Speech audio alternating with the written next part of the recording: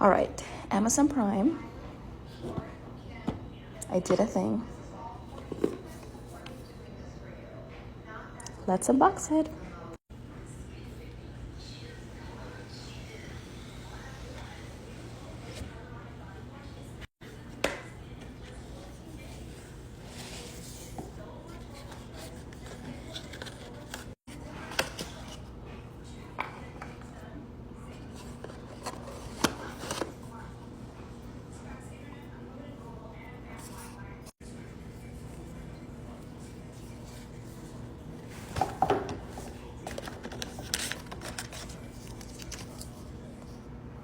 All right, this is everything that came in the box.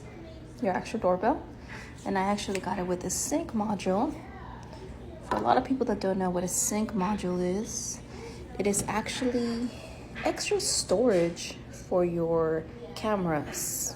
So if you need to record, you don't have to buy the subscription, right? All you just do is connect this sync module. You can add an extra USB for extra storage, and you can connect up to 10 cameras. I actually have 4 Blink cameras in my home, and now I'm gonna have the doorbell, so that'll come in handy. All right, I will post a video once I have it up.